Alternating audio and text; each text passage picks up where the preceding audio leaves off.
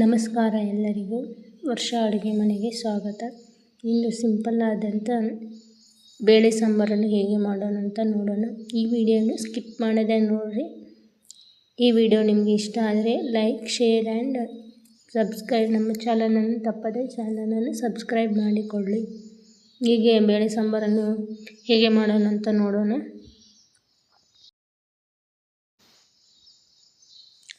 ಮೊದಲು ಒಂದು ಪಾತ್ರೆಯಲ್ಲಿ ನೀರಿಟ್ಟು ನೀರು ಕುದಿಯಲು ಪ್ರಾರಂಭ ಆದ ನಂತರ ಅದಕ್ಕೆ ಚೆನ್ನಾಗಿ ತೊಳೆದಿಟ್ಕೊಂಡಂಥ ತೊಗರಿಬೇಳೆಯನ್ನು ಹಾಕ್ಕೊಂಡು ಸ್ವಲ್ಪ ಅದಕ್ಕೆ ಒಂದು ಅರ್ಧ ಟೇಬಲ್ ಸ್ಪೂನಷ್ಟು ಅರಿಶಿನ ಪುಡಿಯನ್ನು ಹಾಕ್ಕೊಂಡು ಚೆನ್ನಾಗಿ ಕಲಸ್ರಿ. ಈಗ ಸ್ವಲ್ಪ ಹೊತ್ತು ಬೇಳೆ ಕುದಿಬೇಕು. ಒಂದು 2-3 ನಿಮಿಷ ಬೇಳೆ ಕುದ್ದ ನಂತರ ಸಣ್ಣದಾಗಿ ಕಟ್ ಮಾಡಿಟ್ಕೊಂಡಿರುವಂಥ ಸಿಪ್ಪೆಯನ್ನು ತೆಗೆದು ಸಣ್ಣದಾಗಿ ಕಟ್ ಮಾಡಿಟ್ಕೊಂಡಿರುವಂಥ ಆಲೂಗಡ್ಡೆ ಮತ್ತು ಸಿಪ್ಪೆ ತೆಗೆದು ಚೆನ್ನಾಗಿ ತೊಳೆದು ಕಟ್ ಮಾಡಿ ಇಟ್ಕೊಂಡಿರುವಂಥ ಗಜ್ಜರಿ ಹಾಕಿ ಇವೆಲ್ಲ ತರಕಾರಿಯನ್ನು ಹಾಕಿ ಚೆನ್ನಾಗಿ ಬೇಯಿಸ್ಕೊಳ್ಳಿ. ನಂತರ ಸ್ವಚ್ಛಾಗಿ ತೊಳೆದು ಸಣ್ಣದಾಗಿ ಕಟ್ ಮಾಡಿ ಇಟ್ಕೊಂಡಿದ್ದು ಪಾಲಕನ್ನು ಹಾಕ್ಕೊಳ್ಳಿ. ಪಾಲಕು ಆರೋಗ್ಯಕ್ಕೆ ತುಂಬಾ ಒಳ್ಳೆಯದು. ಇದರಲ್ಲಿ ಐರನ್ ಕಂಟೆಂಟ್ ಇರುತ್ತದೆ. ಇವೆಲ್ಲವನ್ನು ಹಾಕ್ಕೊಂಡು ಈ ಬೇಳೆಯನ್ನು ಚೆನ್ನಾಗಿ ಬೇಯಿಸ್ಕೊಳ್ಳಿ. ಬೇಳೆ ಬೇಯ್ದ ನಂತರ ಇನ್ನೊಂದು ಕಡೆ ಒಂದು ಪಾತ್ರೆ ಇಟ್ಟು ಅದಕ್ಕೆ ಪಾತ್ರೆ ಬಿಸಿಯಾದ ನಂತರ ಪಾತ್ರೆಯಲ್ಲೆಲ್ಲ ನೀರಿನ ಅಂಶ ಹೋದ ನಂತರ ಸ್ವಲ್ಪ ಎಣ್ಣೆಯನ್ನು ಹಾಕ್ಕೊಳ್ಳಿ. ನಾವಿಲ್ಲಿ ಗಾಣದ ಎಣ್ಣೆಯನ್ನು ಬಳಸ್ತಾ ಇದ್ದೇವೆ. ನೀವು ಯಾವುದಾದ್ರೂ ಬಳಸ್ಕೊಳ್ರಿ. ಎಣ್ಣೆ ಬಿಸಿಯಾದ ನಂತರ ಸಿಪ್ಪೆಯನ್ನು ತೆಗೆದು ಸ್ವಲ್ಪ ಜಜ್ಜಿಟ್ಕೊಂಡಿರುವಂಥ ಒಂದು ಬೆಳ್ಳುಳ್ಳಿ ಚೆನ್ನಾಗಿ ಫ್ರೈ ಆಗಬೇಕು ಎಣ್ಣೆಯಲ್ಲಿ.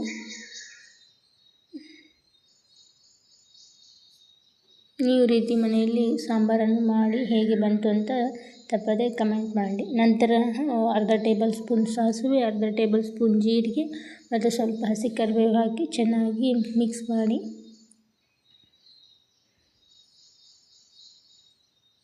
ಈಗ ಸಣ್ಣದಾಗಿ ಕಟ್ ಮಾಡಿ ಇಟ್ಕೊಂಡಂಥ ಟೊಮೊಟೊನ ಹಾಕ್ರಿ. ಟೊಮೊಟೊ ಎಣ್ಣೆಯಲ್ಲಿ ಸ್ವಲ್ಪ ಹೊತ್ತು ಫ್ರೈ ಆಗಬೇಕು. ನಂತರ ಅರ್ಧ ಟೇಬಲ್ ಸ್ಪೂನ್ ಅರಿಶಿನ, ಮಸಾಲೆ, ಖಾರವನ್ನು 1 ಟೇಬಲ್ ಸ್ಪೂನಷ್ಟು ಒಣ ಖಾರವನ್ನು ಹಾಕ್ಕೊಂಡಿದ್ದೇವೆ.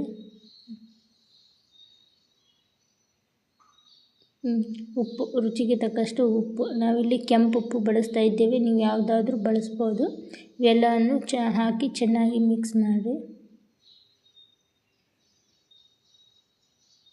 ನಂತರ ಟೊಮೊಟೊ ಸ್ವಲ್ಪ ಬೇಯ್ದ ನಂತರ ಒಂದು ಸ್ಮ್ಯಾಶರ್ ಸಹಾಯದಿಂದಾಗಿ ಈ ಟೊಮೊಟೊನ ಸ್ವಲ್ಪ ಸ್ಮ್ಯಾಶ್ ಮಾಡಿಕೊಳ್ಳಿ.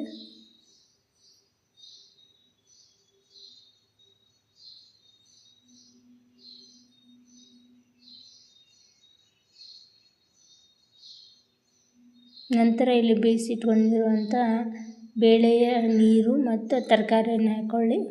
ಬೇಳೆ ಮತ್ತು ಪಲ್ಲಕ್ ಹಾಕಬೇಡಿ. ಬದಲಿಗೆ ಬರೀ ತರಕಾರಿಯನ್ನು ಅಷ್ಟು ಹಾಕ್ಕೊಳ್ಳಿ. ಆಲೂಗಡ್ಡೆ, ಗಜ್ಜರಿ ಹಾಕ್ಕೊಂಡು ಈಗ ಉಳಿದಿರುವಂಥ ಪಾಲಕ್ ಮತ್ತು ಬೇಳೆಯನ್ನು ಸ್ವಲ್ಪ ಸಣ್ಣದಾಗಿ ಸ್ಮ್ಯಾಶ್ ಮಾಡಿಕೊಳ್ಳಿ.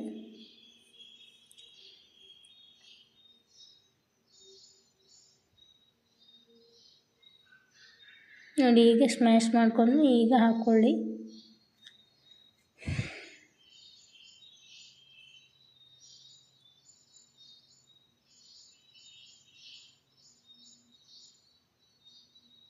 ಈಗ ಸ್ವಲ್ಪ ಹುಣಸೆಹಣ್ಣಿನ ರಸ, ಒಂದು ನಿಂಬೆಹಣ್ಣಿನ ಗಾತ್ರದಷ್ಟು ಹುಣಸೆಹಣ್ಣಿನ ರಸವನ್ನು ಹಾಕ್ಕೊಳ್ಳಿ. ನಂತರ ನೀರನ್ನು ಬೇಳೆಯನ್ನು ಹಾಕಿದಂಥ ಪಾತ್ರೆಯಲ್ಲಿ ಸ್ವಲ್ಪ ನೀರು ಹಾಕಿ ಮಿಕ್ಸ್ ಮಾಡ್ಕೊಂಡು ಆ ನೀರು ಹಾಕಿ ಮತ್ತು ಈಗ ನಾವು ಒಂದು ಚರಿಗೆಯಷ್ಟು ನೀರು ಹಾಕ್ತಿದ್ದೇವೆ. ನೀರು ನೋಡಿಕೊಂಡು ಹಾಕ್ಕೊಳ್ಳಿ. ಸಾಂಬಾರು ತಿಳಿಬೇಕಂದ್ರೆ ನೀರು ಜಾಸ್ತಿ ಹಾಕ್ಕೊಳ್ಳಿ. ಸಾಂಬಾರು ಗಟ್ಟಿ ಬೇಕಂದ್ರೆ ಸ್ವಲ್ಪ ನೀರು ಕಮ್ಮಿ ಹಾಕ್ಕೊಳ್ಳಿ. ನಂತರ ಸ್ವಲ್ಪ ಬೆಲ್ಲವನ್ನು ಹಾಕಿ ಎಲ್ಲ ಹಾಕಿದ ನಂತರ ಸಾಂಬಾರು 3 ನಿಮಿಷ ಚೆನ್ನಾಗಿ ಬೇಯಬೇಕು. ಎಲ್ಲ ತರಕಾರಿ ಎಲ್ಲ ಖಾರ ಉಪ್ಪು ಎಲ್ಲ ಚೆನ್ನಾಗಿ ಮಿಕ್ಸ್ ಆಗಬೇಕು. ಅಲ್ಲಿ ತನಕ ಚೆನ್ನಾಗಿ ಕುದಿಸ್ಕೊಳ್ಳಿ.